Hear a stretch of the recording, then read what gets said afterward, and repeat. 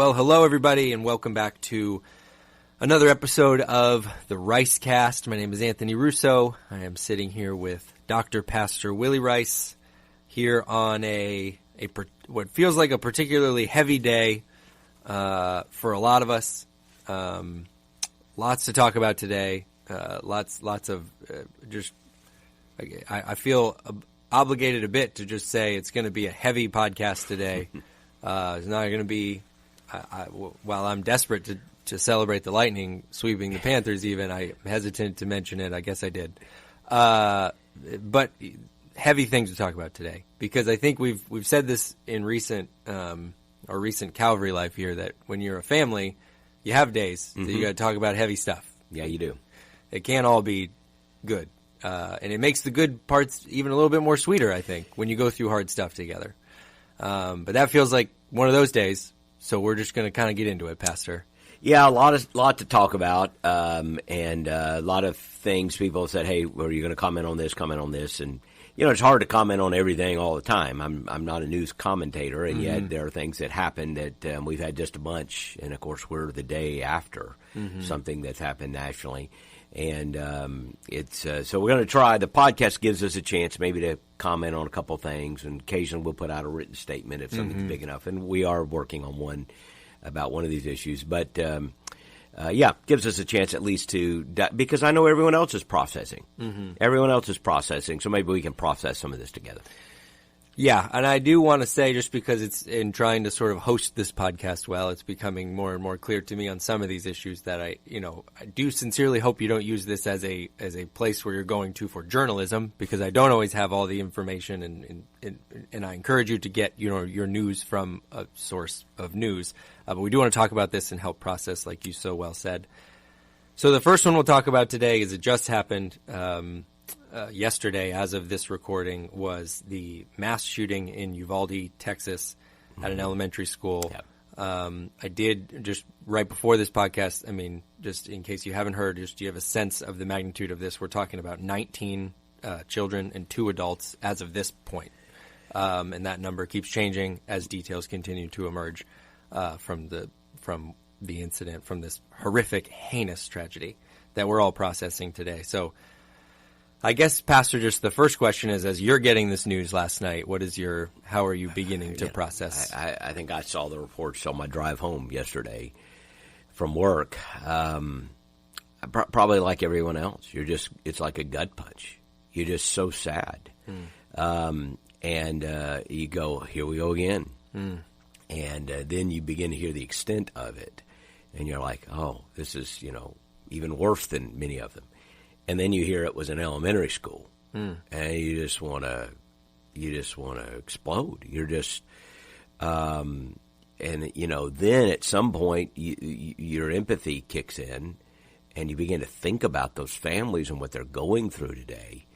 And I couldn't help but think, my mind just goes here, because I remember Sandy Hook when it happened. It was like December, I think, if my memory serves. And I remember thinking, it's just a few days before Christmas, because I remember I talked about it in the Christmas series that year. I actually became a part of the message. And now I was thinking yesterday and today, these kids were days away from summer. I don't know what their calendar is in Uvalde. I know a lot of our kids are already out. Some of them are finishing this week. We did graduation here Sunday for CCHS, recognized graduates. Again, shout out to them. But I just thought, you're a parent, you're a child. I've told people that some of my happiest memories, in my memory bank are being a child on the last few days before summer. There was just something about the anticipation of summer that today I still feel like. If I could go back in time, I think I would go back and be in the 5th grade, just one day. I don't want to all days of 5th grade, but the last day of school. There was just a feeling about that. Like you had the whole summer to play. Yeah. And I got to think some of those kids were excited about that. Of course, some of them probably sad about school ending and all the emotions that kids have. Teachers wrapping up the year. And then this. And life changes. And suddenly it's like everything changes. Everything you cared about suddenly gets put on hold. plans for a trip. What are you going to do? And then you see the pictures. Have you started seeing the pictures of the kids? I saw a couple this morning. One beautiful little boy. It's a mostly Hispanic community, I think. I think there's reports coming in. I think a predominantly Hispanic community. And I saw a beautiful little Hispanic boy, just starting out life, elementary school kid. And I think, there's only one word for it. A day as I was driving home, I clicked on one of my radio news sources as soon as I saw something on my phone. And I think it was Fox News, don't throw rocks at me if you don't like them or you like them. I clicked on that on my radio. Yeah. And Gerardo Rivera was on there. Okay. Why he was on, I'm not sure. I hadn't heard from him in years, but there he was. He's on a program. It was somewhere after 5 o'clock, whatever the program was. And I listened to him. He was one of the first ones I heard trying to process it. And he kept trying to find the right word to describe this. Like, this is, awful. This is and I kept wanting to say, evil. Gerardo, the word you're looking for is evil. That's the only word you can look for. And everyone else tried to kind of throw words around about the shooter. He's an animal. And I don't know anything about him. But the word is evil. And I'm not even just saying that the person was evil, although, I don't have anything to say about him today, but what he did is unmitigated evil. And, I don't know anything about the shooter. I don't really even like to talk about the shooters. Right. But you do ask, why? Why? And all I can say is there's evil in the world. And for the person, by the way, who doubts in the reality of God or spiritual things, one of those things, because sometimes you look at an event like this and say, well, where's God? I get that 100%. Really do. As we've talked about that on this podcast many times. Yeah. But I kind of flip it around and go, if you don't have the word evil in your vocabulary, you're going to have a really hard time describing an event like this. There's no word for it but evil. And the presence of evil tells you, okay, that is a darkness because there's an absence of light. Evil is only a reality if it's evil compared to X. And to me, that is one of the great arguments for God, that there is a moral argument there. And but regardless, everyone is grieving this. It is evil. And I just feel sad. I feel sad today, don't you? I think we all do. Absolutely. You say, how do you feel? Sad. I think you could just get in the corner and cry if you allowed yourself to think about it. And you have small children, and I have grandchildren that are finishing up their year. I think about them at school today. I would start crying if I start talking about it. Dress up in their little uniform. They're off school today. And looking forward to a summer. And it's incomprehensible to me. So we are grieving this. And then I think it would be a little amiss if because we didn't talk, there are all these things that happen. I don't try to comment on every one of them. I'm not a news commentator. But at the same time, I'm not trying to stick my head in a hole and avoid any issue either. A few days ago, we had the Buffalo shooting. And I toyed with whether to say something about that, and probably should have, because it was a racially motivated shooting. It was awful. That's right. This man drives, I think, if memory serves, 200 miles to a predominantly African-American neighborhood. He had scouted it out, we understand, and we know, because he wrote it down, he was getting revenge for something something had happened that these people did nothing about. So it's completely racial. It's completely racist. And he goes into this area looking for African Americans and trying to kill as many as possible. Horrible. In a supermarket. These people have done nothing. And then again, you see the pictures. Here's a grandmother. Here's a this. Here's a that. And this man is completely motivated by hate. And I wasn't sure what you could say that everybody else isn't saying. This is awful. It's terrible. And yes, people try to score political points sometimes. I could care less about that. Yeah. Right now. I look at it and go, this is terrible. And then, it was the next day, I think, there's a shooting in California at a Taiwanese church. You don't hear about much racism against Taiwanese people, but apparently this guy hated Taiwanese people, or he had something, there was some kind of racial animus there. And I think only one person was killed there, but several other were wounded. He went into a church. So you have a supermarket, you have a church, you have a school. Every one of our listeners knows all three of those things probably. Yeah. Right? We've either been in school, all of us, or you have kids in school. We go to church. You go to the supermarket. It's not like they were at a bar at 2 a.m. Right, right. Like if you're me and I hear about a guy got shot, I heard this other day, I read some article. Guy got shot, you read it at 2 a.m. in the bar, and I'm like, well, you know what? You're asking for trouble. With all due respect to my bar friends. I mean, I don't know. If you go to those places, I'm not trying to necessarily, unnecessarily, or unfairly impugn you, but I will do this. If you are hanging out at such places, trouble will find you, right? Supermarket? Yeah. Church? An elementary school? There's evil in the world. These people are all consumed. Maybe they had different motives. One was racist. One is, who knows what the guy in Texas was thinking. We don't know yet. Yeah. Apparently the guy in California was upset racially. But it's at its core, all of it is hatred. All of it is evil. And when I was processing the Buffalo shooting a few days ago, I just am reminded that Jesus offers such a better way. And I know that everyone who gets consumed with hatred and bitterness, very few are going to pick up a gun and go kill people. But there's a lot of people who are digesting a constant diet of, vindictive political rhetoric on the right or the left, and they just get worked up, and they're so full of anger and vitriol. And I know most of them aren't going to go shoot somebody, thankfully.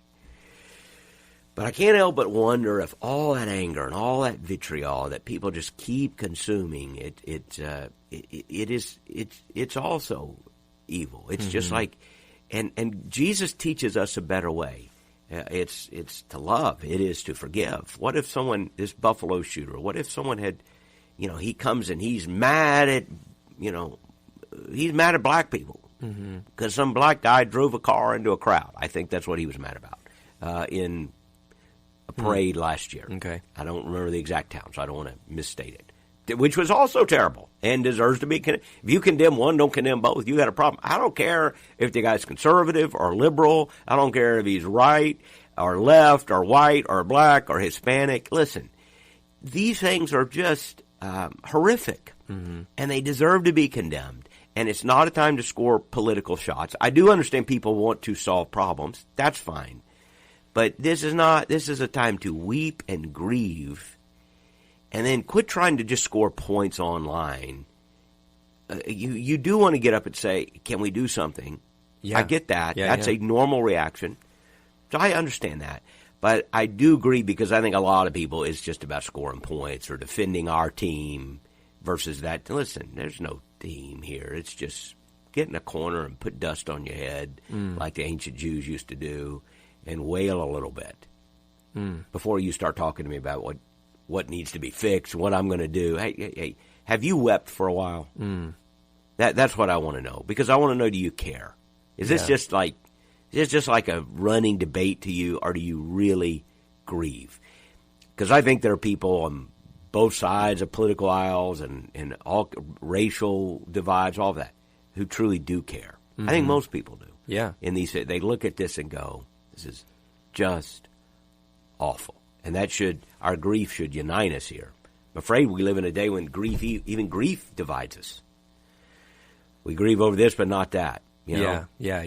Grief ought to unite us. It just, we all sit next to one another and be willing to weep. And so I'm sorry, just going on and on there, but it's a very, very, you asked me how I felt. Sad and full of grief. Yeah. Yeah. I mean, I appreciate you, sharing just your kind of immediate thoughts there. And I think you're right. I think, and maybe I'll ask this just as one follow-up question, because I do think you're just overwhelmingly sad. I mean, you mentioned it. I'll say it again. I got a first grader.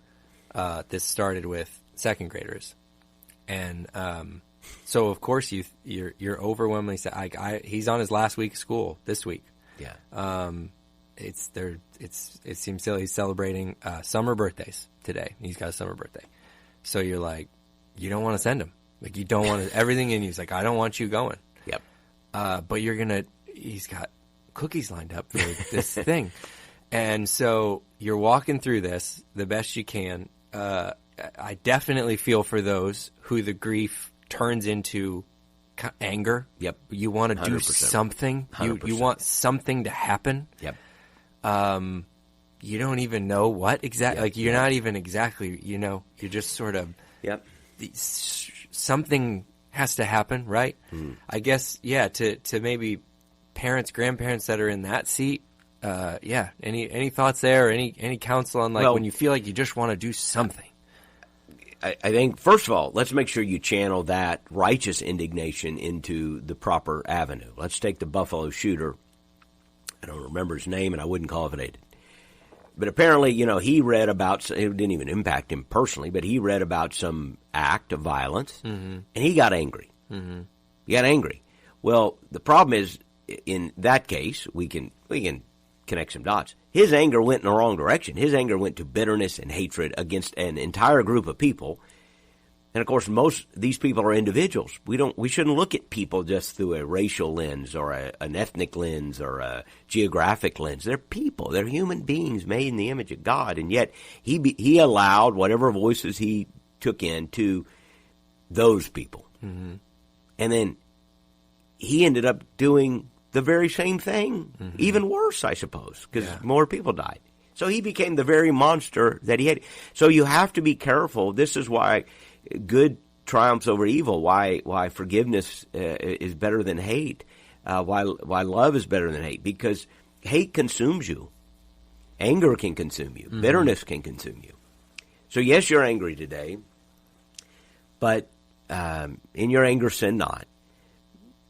First, grieve, care for people who are hurting, and then I do think ask questions like, what can be done here? And we have such a divided, binary political dynamic that immediately when these things happen, the folks on the left are jumping in about too many guns, and the folks on the right are saying, well, if you'd only had, a guard at the school, or we need guns to protect ourselves from these kind of people. And look, I understand, people, I think good arguments can be made on that. And somehow the way forward politically is usually not one of the two binary choices, just blowing the other one up, as much as people coming together and finding here are some common sense solutions we can agree on.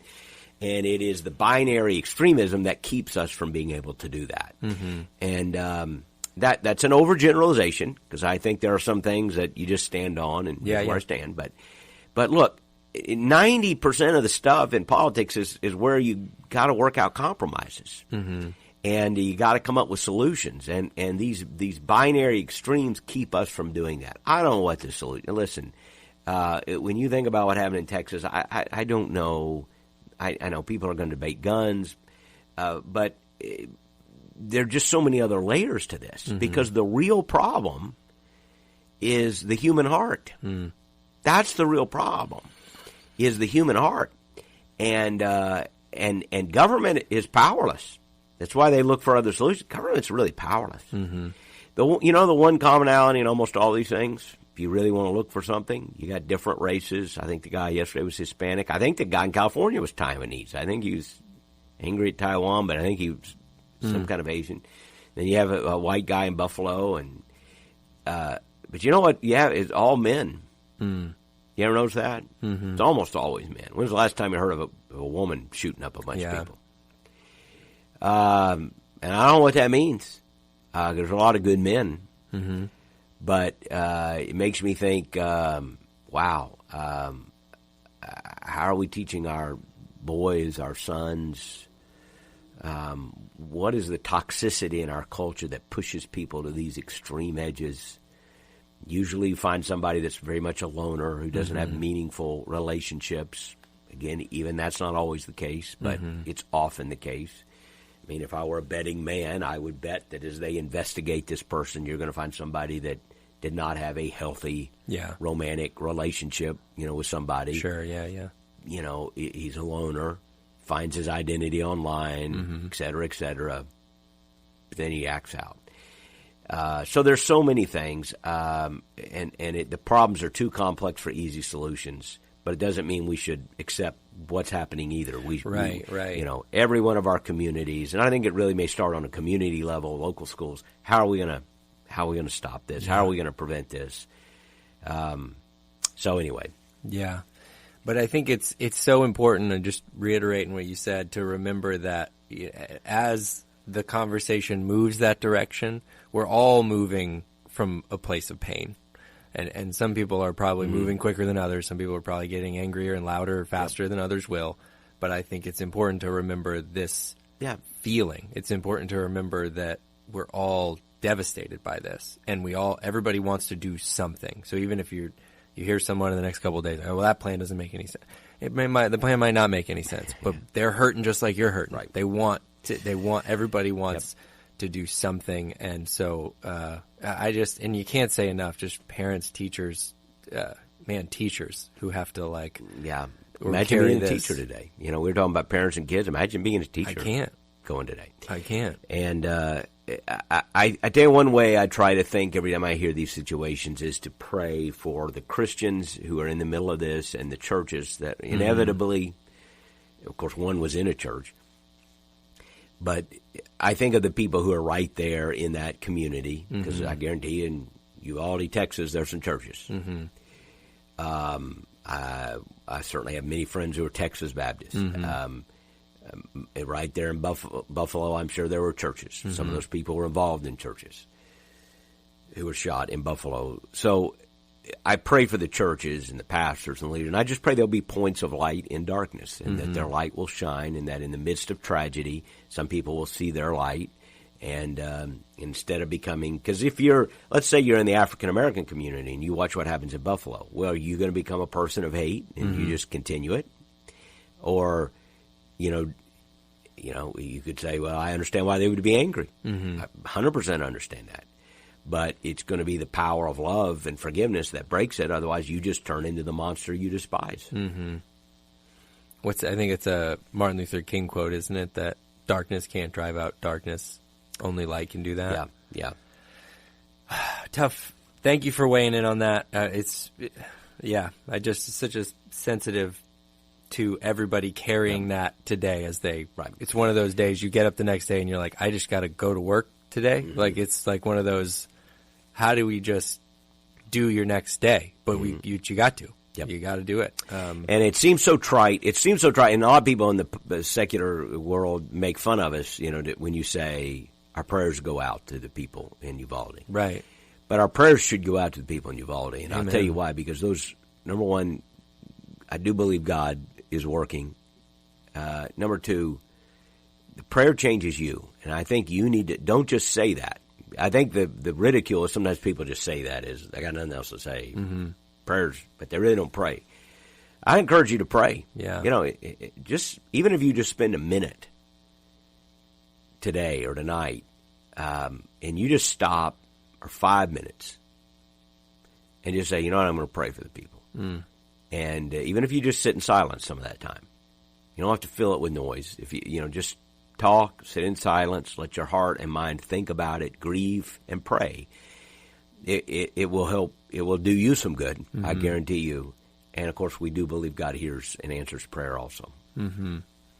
Yeah, we've talked about it appropriately so much, I feel like, in the last 12, 18 months about the lamenting and the prayers that are come from a place of pain but rooted in a promise. I think we should not fear those prayers that are just filled with pain, and we don't exactly know always even what we're praying for, but we know that we're hurting. And so, yeah, definitely appreciate you just sharing some thoughts on that, and we will be praying for those families and those communities. And I wish that now, Pastor, we were transferring to a brighter subject, but there is another subject we wanted to talk about just because of its relevancy, which is a topic that we felt like it was important to talk about today, and that is the Southern Baptist Convention, the report that dropped. I think it dropped on Sunday. Is that right, that it came out? Yep, Sunday afternoon. So Sunday afternoon, is it the Sexual Abuse Task Force? That's correct. Is that what it's called? Yep. So that report came out. This was a report. If you listen to the podcast, you follow along with the podcast, you've heard us reference this report several times. We knew this was coming. There was a motion at last year's Southern Baptist Convention. Is that right? That's correct. start this report, to form this task force. It was done by a third-party group. Correct. They contracted a outside third-party group called Guidepost, which I think is an organization ministry or something that is helping organizations kind of process, do some of these investigations, build policies, et cetera. So knew the report was coming. The report has come back. You can see it online. It's available. It is a difficult read for sure. It's about 300 pages of information, and there has been a lot of response to it online, a lot of media coverage about what this report unveiled, about the Southern Baptist Convention network. So I guess, Pastor, my first question to you is as you saw the report, what sort of maybe was most unexpected to you in the report, or what was the most what jumped out at you initially when you first saw the findings of the task force? Well, it was tough to read, and it's very, very difficult to stomach. So again, we use the word grief, and I think it's appropriate to grieve over things. And I would say I would characterize the report this way, and I'm still digesting, and I tried to read it, immediately, and I did, and now I'm going back to look more carefully at some things, and probably will continue to do so, especially like the recommendations and so forth. Yeah. I would say this: it was not shocking. I knew some of what was going to be in there, and I would describe the report as overall, it is describing institutional failure to deal with the issue of sexual abuse. And if you have been involved in Southern Baptist life, as I have been, you knew some of what was, the tug-of-war behind the scenes and what was likely to come out. Yeah. And it basically shows over about a 10-year period that certain executives in what are called the executive committee, and I can explain that because our organization can be very confusing to people. Yeah. But certain people in the executive committee, I think, were just, did not know how to handle these issues and address these issues. And the more they went down a certain path, the more it just became a kind of avalanche of trying more to protect from liability, trying to almost begin to see some of the voices in what is known as the survivor community. Survivor is a term being used of people who have suffered sexual abuse at some point, and it's different from victim. I came to learn this, and you're always learning. People have been victimized, but and that's not an inaccurate description. But I think the people who have suffered and who have persisted through, they've stood, they've overcome, told their stories. They now prefer the term survivor because it basically says, hey, I'm not just a victim, I'm a survivor. It isn't, I'm not defined just by what something happened to me, but how I handled it's a terrible thing to happen to me. So that's, if you ever wonder why those words are used, that's why. Gotcha.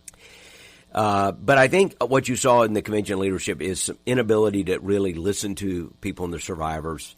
There is, so you see a lot of that documented and institutional failure to adequately address the problem of sexual abuse. Admittedly, there are some real challenges in how you were actually going to do that, given legalities and our polity, but we lacked the will. I think I would say we had leaders who lacked the understanding of how great a problem it was. So you minimize it like, okay, it's a problem, it's not a huge problem.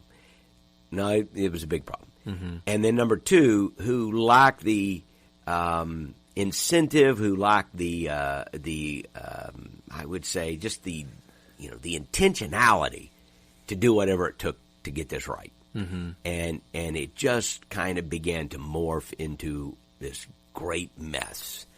There were a couple of surprises, and I don't necessarily want one of them, a well-known pastor who is a friend, and someone that, I would even say maybe, a hero, someone we all respected, was in the report. for an episode conduct.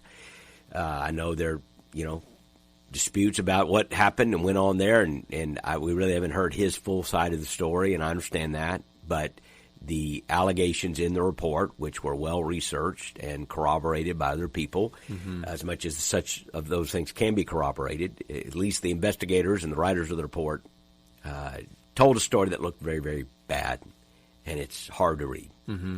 And he has resigned his position. He worked with our North American Mission Board, and that's a hard one. So that's personally hard for me, and it is hard to I'm still having a hard time processing it. And there was another surprise about a file that had been kept, because one of the arguments over the last few years was why isn't there a database of people who are.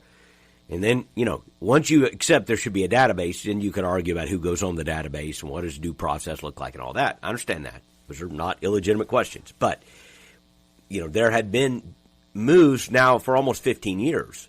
There should be a database. And everyone would agree, I think, that if someone has been charged and convicted of a sexual abuse crime, they should be on that database. Their pastor, some church, youth pastor, whatever, they should be on that database. So the churches could access that, and if a guy moves in from somewhere else, and they could check that. It's just one more. It's not going to solve every problem, but it would just be one more defense mechanism. And a lot of people thought, well, why don't you do that? And there was a lot of, well, we can't do it for this reason, that reason, the other. And then it came out in the report. Essentially, they did have a file. That there actually was a file of people who had engaged in sexual abuse at churches, and so it now just looks incomprehensible that you could not have done at least that. That would have been like a small step, and now it just, why didn't we do at least that? Yeah, and I don't have a good explanation for that. There is no good explanation. Right, for that. right. I would describe it as institutional inertia. Institutions tend to reflexively defend themselves because they believe in the institution. They believe in what they're doing, so they see an attack as an attack, and then there's an institutional inertia which would usually opt for doing nothing over doing something, because doing something always means work. So whenever you sit down and say, should we do something or nothing? If doing nothing is a viable option, people tend to choose nothing because then they don't have to do anything. Yeah. So anyway, that's a long wielding. I'm grieved. So I'm grieved. I'm saddened. Were there any surprises? There were those two surprises, and the one was a surprise on the details of the incident. I had been briefed a few days before because of my role at the North American Mission Board. I'm vice chair, and so I knew a few days before that there would be some detail about that incident in there. But I did not know the detail of the report, nor did our president, nor did anyone at the North American Mission Board know any of that before it came out in this report. I think that's an important point to clarify, because I do serve as vice chair of the board. Dr. Ezell is the president of our board, and there's always people trying to take pot shots at him for various things. We did not know about this incident. I do not believe he knew. Right. He was informed a few days before the report was released, and then we were asked to not reveal it before the report, let the report speak for itself. And I was informed the day he was informed. He informed his officers. So a few days before, we knew not the details. We did not know the details of the incident. We knew the one brother's perspective of the incident. And that's all we knew. And then he had the very good judgment to say, now let's wait until the report comes out and let's see what's in the report. Right, which is the role the report will play going forward, is that the Southern Baptist Convention asked for this report, and now it would seem to me to be the time to receive it in its entirety and to then process that information that was requested. I think it's important, another just important note, because I do think to most of Calvary family, our family that listens, maybe other Southern Baptists who are listening and are just not exactly sure how this all works together. The report does reference a lot the executive committee and people acting on behalf of the executive committee. Right. So I think if you could maybe just briefly, where does, because our Calvary family will know that at one point you were in nominee to be the president. Where does the executive committee fit in the role between, whether it's the president, just a local church pastor? Where does the executive committee fit? Executive committee is an entity. It's an organization of the Southern Baptist Convention. So our polity is a little bit different, and even the report acknowledges that. Part of dealing with sexual abuse, part of the complexity was sorting through the polity issue. And I thought the writers of the report, because I don't know if they're Baptists or not, did a really good job getting a handle on the complexity of those issues, understanding them and yet saying, hey, that's not an excuse not to act, but here's how you can act within your polity and so forth. We're not a top-down organization. Many Southern Baptists will even object to the word denomination. We're not a top-down where there's a governing body that controls local churches. In Baptist life, the local church is the church.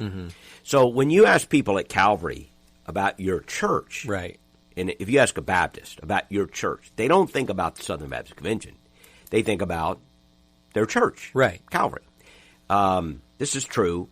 This is the way Baptists think. It is my local group of believers that I meet with and worship with and do life with. That's my church. Which is different than, say, like if you are a member of the Catholic Church, you are a member of the Catholic Church at large. Right. I have a very good friend who's a very staunch Roman Catholic. We occasionally meet together. In fact, we were supposed to meet today, and we're not going to be able to, and I will miss fellowship with him. If he's listening, he knows who he is. I bring all my questions, and I had questions today. Whenever we meet, I go, now tell me about this, that, and the other. But he would say, if I ask him about his church, he thinks about Rome and the global Catholic Church. Right. So that wherever he goes in the world, that's my church. That's my church. Well, if a Baptist, so he could travel, let's pick a city. And he could travel to, Vienna, okay?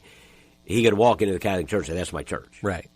A Baptist goes to Vienna. I'm assuming there's a Baptist church in Vienna. A Baptist goes to Vienna, and he goes, wow.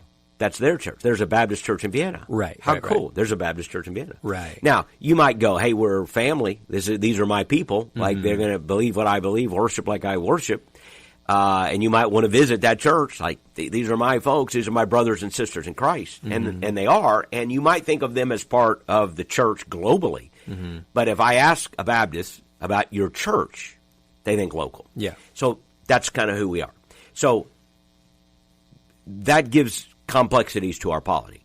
What we have in the Southern Baptist Convention is a couple of entities, which means every year messengers from Baptist churches that are cooperating with the Southern Baptist Convention. And the only reason we have a network is for missions, because Baptists are at their heart a missional people. They are a missionary people. So they started organizing back yonder in history, if you read Baptist history, for the purpose of global missions.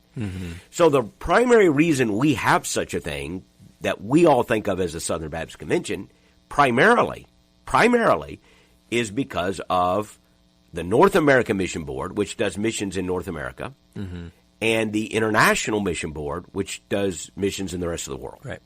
Think of one as sending missionaries overseas, the other as church planting in North America. They both do a couple other things, but those are their primary responsibilities. And that's where the bulk of our money goes. Those are kind of the things that Baptist people hang their hat on and say, look at what we are doing there. And by the way, I think you can say, look at what we are doing in those areas and be very proud and very thankful. And I would say you would be, if you could see the things I see and be involved at the levels I'm involved at, I think you would come away going, I am so glad we are part of that network and and what they're doing to plant churches and send missionaries. We have 4 missionaries right now with our Calvary family, with the International Mission Board. We have a team right now in Uganda, a team in South Asia. They're both working with our partners in those places. We are so grateful for that network, led by my friend Dr. Paul Chitwood. And we're happy about the North American Mission Board planting churches. So those are things we're glad about. The executive committee. So here's what the executive committee is. The executive committee is one entity, but it's like it's kind of like the hub of the wheel. And so mission money gives. They are the group that receives it and then disperses it to those missionary entities. Okay. They get a very small percentage just to run operations. But when you do think about kind of operational headquarters for what you think about as Southern Baptist Convention apparatus, that's the executive committee. Okay. So the CEO of the executive committee is kind of the guy who's running day-to-day affairs. I think if everything's running right, you don't even know they exist. Mm-hmm. You know what right. I've always described the executive committee to my Baptist friends as the air traffic controllers at an airport. If they were doing their job right, you wouldn't even talk about them. Mm-hmm. That's the way I think. If they were doing their job right, you just don't even think about them. Because what you think about is the jumbo jets out on the runway. Right. That's what you get in and out of. That's what you want to see. That's what's taking you. That's what you work. That's why you go to the airport, right? You don't go to the airport because of who's in the traffic control booth, right? Right. You go to the airport because I want to get on a plane and go somewhere. We're Southern Baptists because I want to get on the plane of the North American Mission Board and go somewhere. I want to get on the plane of the International Mission Board and go somewhere. The executive committee is kind of like the administration of the airport or the air traffic controller keeping operations flowing. That's a short answer. And then we also have our 6 seminaries, which are all entities. Right. And we have an ERLC, which is kind of a small one, but Ethics and Religious Liberty Commission. So sometimes you'll see them in the news. And then the other one is Lifeway, which is the big publishing arm.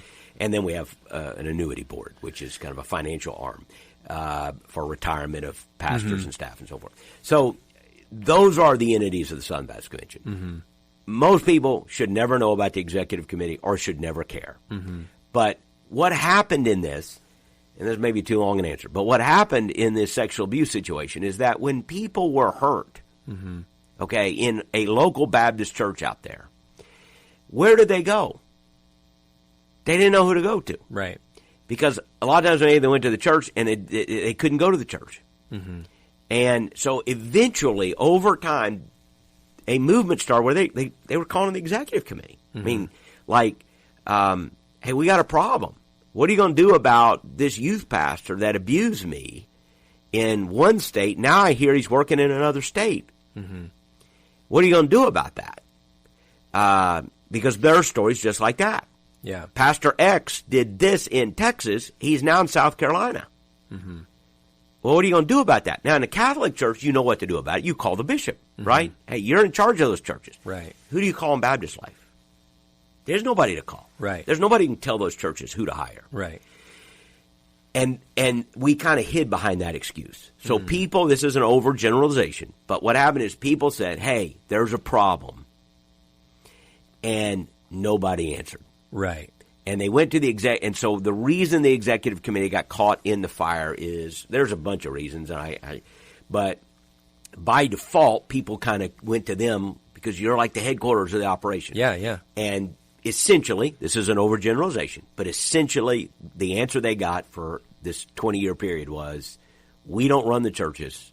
We can't tell the churches who to hire, so we can't do anything. That's essentially the answer they got. And that's not good enough. That's not good enough. Yeah. And it got stonewalled and pushed out and pushed out and pushed out until finally there's this huge movement. Now, here's the one encouraging thing I want to give all of our people.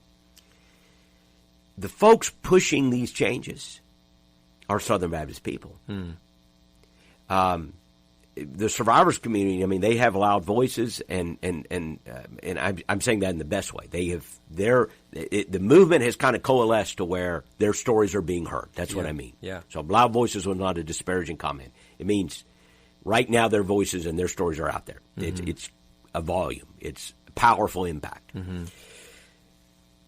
But the people that did this movement are Baptist people who listened to those voices. Enough Baptist messengers. It took too long. Not in any way saying it shouldn't happen a lot sooner. But over time, enough people heard the story and enough people decided to act that it's creating this change. So I would say this to the person who is very and I'm hearing this now, first time in my life in the last 2 years, I'm hearing people say, why are we even a part of this? Mm-hmm. And I'm probably going to hear a lot more in the future. And believe me, we're watching this. We're watching it all. Because as much as we love our network, we don't have to be a part of that network. And if we felt like it is not moving in the right direction or not using funds wisely, we could decrease what we give, or we would support it less, or in some extreme case, you could just not say we're not going to do that anymore. Now, we're not at that place. In my opinion, we should not be at that place. But we are watching it. Like a whole bunch of other Baptists, we are watching it. But to the people who are kind of saying, hey, I've just read a couple articles, why don't we get out of that? I would tell you this. The reason there is a reform movement happening is because Baptist people are demanding it. They're demanding it. So our polity is clunky because it's kind of congregational and it takes all these parliamentary meetings and people gathering, and I get that. It would be a lot neater if you had one guy, one pope running everything, maybe. Although that doesn't always work out so well. Oh, yeah. So ours is more clunky and congregational and involves all these messengers and trustee systems, and that can be inefficient. But over time, I really believe Baptist people will do the right thing if they're given the information and the opportunity to do it. They may not do it the right way the first time. We may stumble out of the gate. But if you hang in there, I think you can get it taken care of, and you can get some things fixed. And I just believe the movement is moving in a right direction in the sense that enough people are demanding change, demanding accountability, right, and saying, what can we do to make our churches safer environments? Because let me say this, and I know I'm just talking a lot. There's a lot to say here. Yeah. We cannot tell a pastor, we cannot tell a church who to hire as a pastor. Okay, we get that. But if there's a pastor that does something terrible to somebody, and we could just spend a whole podcast talking about how awful that is, because there's so many layers to that. Not just that somebody gets hurt in sexual abuse, but then that somebody did it under the guise of being a spiritual leader. Okay, there is a reason why people who have been hurt are very, very angry. Yeah, there's a reason. So when we hear of that happening, so here's a youth pastor moved here and there. Okay, we cannot just shrug our shoulders and say, well, we can't do anything about it. Right. That's not good enough. Right. We got to do something about it. If you have to stand on the roof with a megaphone and say, hey, that guy is a predator, we've got to do something about it. We have to stop them. We have to act. Inaction is not an option. Right. And so there are ways that we can do that. And there were some very good recommendations in the task force. They're going to have to be sorted through, obviously, like those recommendations always have to be, and all the implications and legalities, and how do you do this in a group that involves, 13 million people and 47,000 churches. But we can get some stuff done, and we need to, and it's absolutely going to happen. Yeah. Yeah. I mean, I really appreciate you leveraging some thoughts here, because I know I speak for a lot of, especially our Calvary family, who is now maybe hearing some about this. Maybe they're hearing it on the news. Maybe they have seen the report, seen any number of things that were written about it, and that is coming out of our personal experience here over the last several months, which was where there was a lot of hurt involved with that. There's a lot of people who I know you are always quick to be humble, but there's a lot of people here that just love you, and when we saw how you were. How you were, I want to say attacked. I don't know if that's the right word, but that this thing was not kind to you, to our personal church family. Yeah, the thing being Southern Baptist. Yeah. Now we have this report, and it does. Yeah, I could totally see. Whereas there was a time when it felt like, oh, of course, yeah, it seems good. All of those things you said were true. By the way, we're sending 2 more people in August with the IMB, if I'm not mistaken. Right. Two family members here that everybody knows and will celebrate with. So what? Yeah, that just it is a particularly difficult time, I think, for all Southern Baptist churches as you come down from this, but I think particularly for the Calvary family, as we're coming on the heels of what was already a difficult time, and then we get sort of the jab that just was setting us up for the right hook, which might be this report of like, boy, oh boy, this is a hard thing. It's been a hard season. It's been a hard spring, a lot of things. But let me say this about this. If I'm, again, the purpose of this podcast is not to talk to anybody outside the Calvary. We just is for our church family. Yeah, yeah. Occasionally somebody may pick this statement up. Somebody may want to run with it. It will help. This report will help some people understand, though, why we did what we did earlier this spring, and why we did what we did in our issued the statement we made. And I don't want to open an old wound because a lot of people are still healing. But we had a deacon who everyone acknowledges something had happened in his past. He had confessed it. I don't want to rehash the details of that. Yeah. He had repented of it. He had come to Christ. He had come here. Has lived an exemplary life in our midst. And we had viewed that as a sexual sin, which it certainly is. But for those who have followed the details, it was more than that. There was a misuse of power in that situation. And when some people decided to make that public, it was not anything we were hiding here. His story had been told. But other people knew that story and then decided to, publicize it, which is, because I was running for SBC president, is kind of, you just knew some of that was going to happen. And again, wasn't a story we were hiding. But now they're saying, hey, they've mishandled this situation. And it's why we immediately looked at it and said, look, the right thing is actually there is a point here. This was a situation that some people will view as abusive because it was clearly an abuse of power. And we talked about that a little bit, and therefore we kind of all agreed, you know what, for this brother who we love, and again has lived an exemplary and fruitful life in our midst, a repentant life. I truly believe a repentant life. We certainly would have had him serving in that area if we thought otherwise. But looking at it through the lens of what we have learned over the last 4 or 5 years, we have said we would do it different, and we agreed that it was probably best for him to step out of that position. He's a beloved member of our church. He hasn't done anything wrong at our church, but we now concur, okay, we need to be more careful. We need to have a more healthier view of a more exhaustive view when we begin to vet leaders in terms of the past history of anything that could be viewed as abusive behavior. That's a legitimate concern, and we didn't hide anything. We said that's a good point. It's inconsistent with where we want to be, and so we acted. Yeah, and we made that statement. And a few days after we made that statement, I decided the best thing was to withdraw from the race. A lot of people didn't understand either the statement what we made or me withdrawing, or both.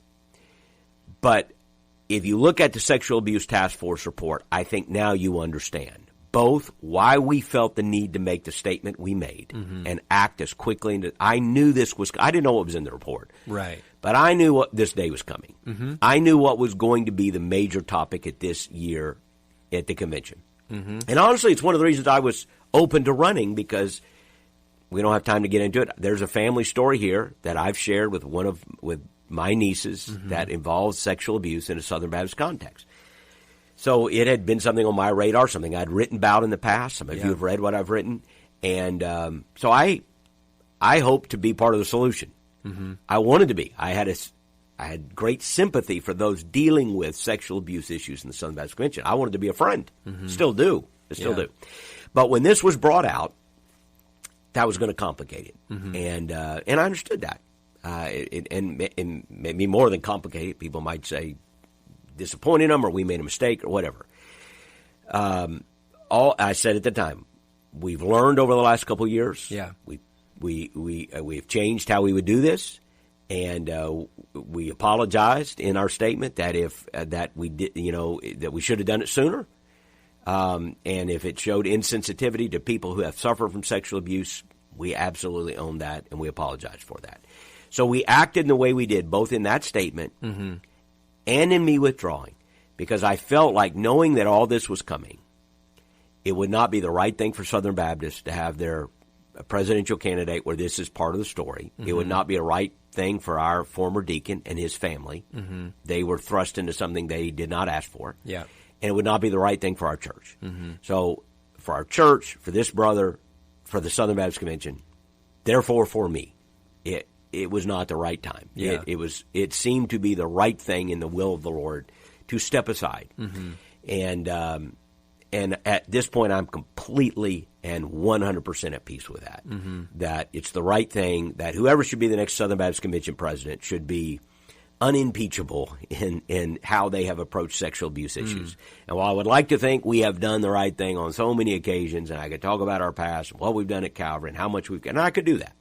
But I knew this one story would be used to make a counter narrative. Yeah. And it would be hurtful to a lot of people. Right. So, you know what? We accept that as the hand of God. Your point is, hey, we've got people at Calvary who are just now, the whole thing kind of stings. Yeah. And I know it does. But I would just say, stay calm. You know, overreaction can sometimes lead to a mistake. I can assure you that as leaders, as deacons, as pastors, we are looking at these things. We pay attention to what the Southern Baptist Convention is doing. We pay attention to what they are doing with our missions money, and we are evaluating that. And I would say to the people of Calvary, my commitment is first and foremost to the Lord and to you, not to a convention of churches. It's to you and to the Lord. This is my church. My church is not in Nashville. My church is not the executive committee.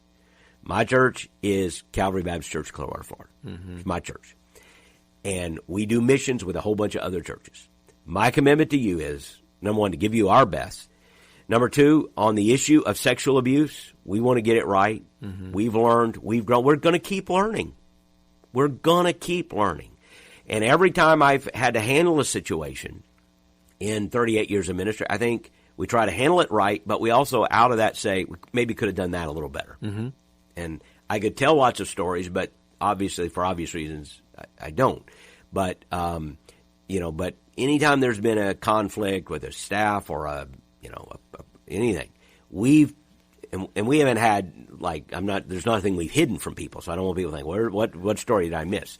But I promise you, in 38 years of ministry, you handle some issues that deal with sexual malfeasance or, that are on the line of abuse. And when we've handled those things, we've tried to do it the right way. We've tried to train our staff, and we're going to continue to try to do it the right way. I have no desire to cover, to minimize any of that. We want to do it the right way, just like we handled this situation. Yeah. People may not have liked it, but when we looked at the facts, if we had to change course, we changed course. Yeah. If we had to learn, we learned. But I promise you, we care about that very much, and we're going to continue to.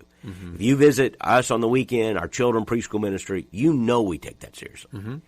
And the third thing I would say to our church family is, we're going to watch the whole Southern Baptist thing, and if I felt like that our resources were not being effectively used for Great Commission work, we would do something different. I give you my word. We are not going to be blind loyalists. We care. We're team players, but we are not blind loyalists. And I think Southern Baptists are trying to get it right. And that's why right now I would say lean in, not out. They're trying to get it right. We're actually winning. This is what winning feels like. I know it doesn't feel like winning when you read this report, but this is what winning feels like. You're turning the ship. You're changing the culture, and you don't do it without some pain. So right now you're in the pain. You got to stay with it. And there are people in the last few years who got disgusted and left, and I understand it. That's okay. Maybe they had a belly full. But I was talking. I don't think he would mind me telling a story. Maybe he would. Maybe he'll call me. But I was talking with one of the former presidents, J.D. Greer, who really led very, very well in this era. And I think everyone would who cares about this sexual abuse issue thinks he really brought this. He helped move this along. Let me say this. And J.D. is a wonderful guy. And I remember when he was president talking to him about some of the high-profile people who were checking out. And one of the things, and we loved them all. He wasn't bitter about any of it. But he said, my only frustration is we're winning. We're turning the ship. We're changing the culture. This is not the time to leave. This is the time to lean in and say, we're winning. We can turn the culture. We can change the culture. Right. And I think we are. I know it doesn't feel, it feels darkest before the dawn. Yeah. But this report had to come out to see in the light of day some of our problems. Right. So that we can have a better future and leave a better network of churches for our children and our children's children. Where they will look at, listen, my kids are glad, they're whatever, they grew up Southern Baptist, but they don't care about institutional loyalty. Mm-hmm. They will only be a part of this if they believe it is effective for the Great Commission. Mm-hmm. And I accept that. Mm-hmm. And so if we can't leave them a network of churches that is effective for the Great Commission, then that's a shame. Mm-hmm. They will check out. And many have already, but many have not. Mm-hmm. There are great people in our Southern Baptist network, and they are trying to make a difference. So as awful as this is, there is reason to be encouraged, and there's reason to be hopeful. Yeah. Yeah, I mean, I definitely received that. To me, as you're saying that, it's sort of like when you know something's wrong and you go to the doctor and then you get the report of exactly what's wrong. And it's awful. But it doesn't, it was wrong. You knew it was wrong. You didn't know exactly. Right. Now you have maybe some actionable data. And to me, it's very clear what you're saying, that then the next step is, well, then you got to fix it. Now you get better. Now you can get better. You couldn't get better till you had that. You tell the truth. Yeah. And lay it out on the line. And really see the problem in the systemic depths of the problem. Mm-hmm. You're not going to fix it. Mm-hmm. You're just going to do it. Like anyone who's ever been to a marital crisis knows, as long as you're just dealing with surface issues, right, you're not going to fix it. Right. Until you are willing to get deep down in the nasty. Mm-hmm. And address it, and then fix it. Mm-hmm. Are you going to really fix all the problems? And we're deep down in the nasty right now in Southern Baptist life. But that had to happen if we're going to have a better day. Yeah, right. So it's a very good metaphor to talk about medical diagnosis and prognosis. And when you think about the failings here, I think you did a great job outlining those where you can go back and see them. There's obviously a failure at the local church level, that these things were not being handled correctly. But then there is responsibility to be held by the network that local church was a part of. So I guess my question then, as you look, so we have this, we have the report, we know to the extent that the report covers this damage. Going into the convention, which just so happens to be, I think, a couple of weeks away. Yep. What in your view, what has to be discussed? What you were saying, hey, I'm not a blind loyalist. What do you want to see be the focal point of discussion and of action in that time together at the convention?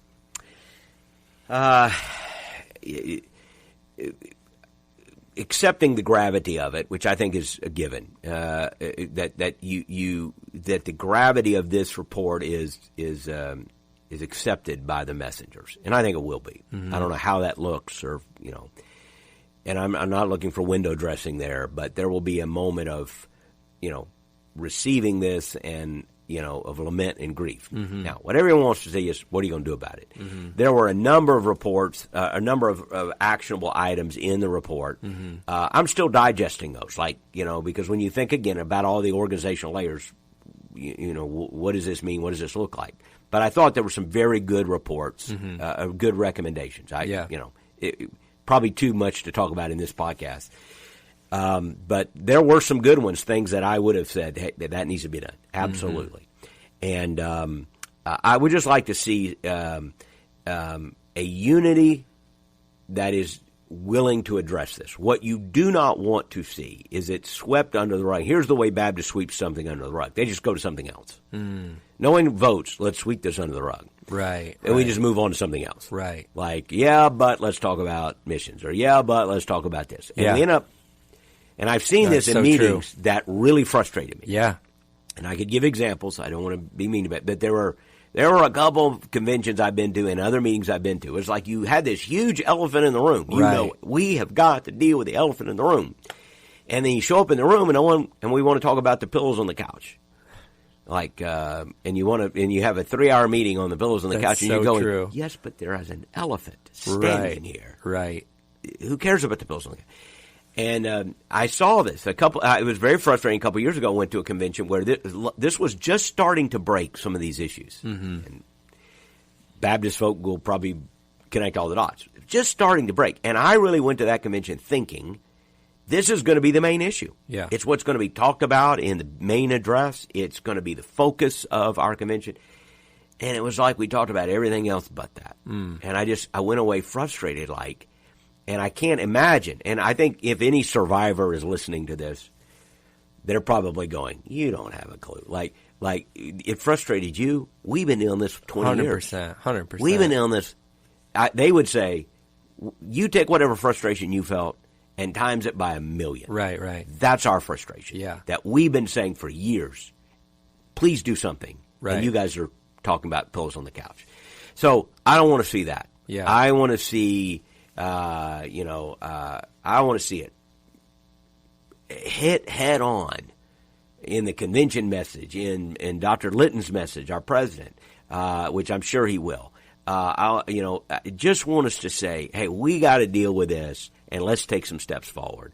And I think the report makes some good recommendations. Again, they may need to be tweaked, massaged, whatever. Yeah, They're good recommendations, and let's do some things and move forward. And I hope that the next president, and I favor one of the candidates, obviously, and I think I'll just kind of, am I allowed to say it? I think you can. It's my podcast, right? So we can say it. Right. I certainly hope Bart Barber of the three candidates is okay. elected. Mm-hmm. And I don't know Bart that well. We've had a couple of conversations. Mm-hmm. When I was running, he and I talked, and then afterwards but I've watched him from afar. And I think he's a very nice person. I think he is and I don't mean that it sounds like condescending. I think he is a good person. Yeah. He's a kind heart, but he is very smart, and he has acted very much with integrity in the past. And I believe he would be the right president to lead us forward, with the choices that we have. Mm-hmm. And that's, I'm not trying to take a shot, but I do believe that there is still a group that would view this all as a huge distraction. For sure. And let's just get rid of this and get back to other things. I think you're going to have to deal with this. You're going to have to deal with this head on, and you need somebody who can deal with it without any kind of his character being impeached in any way. Yeah. Yeah, it's. I think that's exactly right, and that is the spirit that I think is most worrisome. I think if you read the report, there was even a pulled quote at some email exchange where it was typified as a distraction, and so you hope that to see those things. I think that's what we'll all be pulling for. And I use this, and I actually did an interview with Baptist Press for being presidential candidate, and it never got run because I pulled out before that. But I use this, and I want to give this picture. Yeah, and it goes to the distraction question. I said it's like this, and I was looking for a metaphor, so I'm probably a better one, but I made it up. I said, let's say you ran a tennis shoe factory. Okay, mm-hmm. You're making tennis shoes. Mm-hmm. That's everybody. Our mission, we make tennis shoes here. Mm-hmm. Some people make shoelaces, some people make the rubber sole. We make shoes. And then all of a sudden a fire breaks out in the warehouse. Right. Like a pretty big fire. Right. And people, they call the fire department, but before the fire department comes, it's like, hey, can we get, extinguishers, water, whatever, can we get the fire out? We need all hands on deck. We got to put the fire out. It's burning up the warehouse. And somebody goes, hey, I appreciate you want to put out fires, but that's not our mission here. Right. Our job is to make tennis shoes. Yeah. And we don't put out fires. That's the fire department's job. Our job's tennis shoes. And they go, yeah, well, the fire department's coming, but right now we have got to. Let's say there's no fire department coming. Yeah. Okay? We got to fight this fire. We got to put it out. Somebody get an extinguisher. Somebody get it right. No. Our mission's making tennis shoes. I'm going to keep making shoes. Yeah. You would just say, hey, bro, you're clueless on this one. Mm. Yes, your mission is making tennis shoes. But if you don't get the fire out, you ain't going to have any shoes to make, right? You're going to be out of business. And I would just say there are times in our gospel movement. Yes, our movement is making disciples, sharing the gospel, planting churches, sending missionaries. But a lot goes into that. Yeah. And when you have an issue like sexual abuse in your house, okay, what's the big fire? Is it a 3-alarm fire, a 5-alarm fire? Something like however that. Many alarms. Right. However many alarms. An 8-alarm fire. Yeah. And you can't just say, Oh, that's a distraction. No, it's a fire. It's going to destroy your house if you don't deal with it.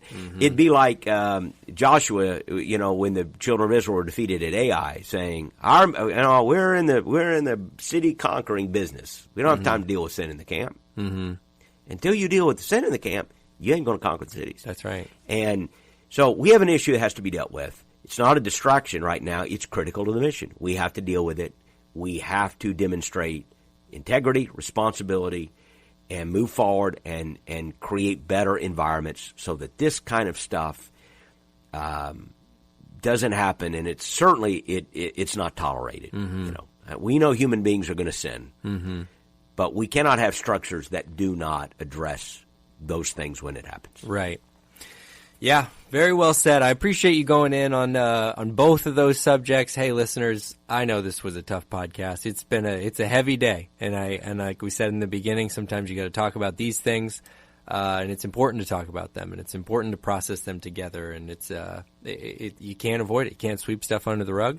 And this is what was in front of us this week. So I appreciate you hanging with us. As always, if you have any questions, I'll put my email in there because sometimes we hear from listeners. I'll put my email. It's arusso@calvary.us, but I'll put it in the show notes as well.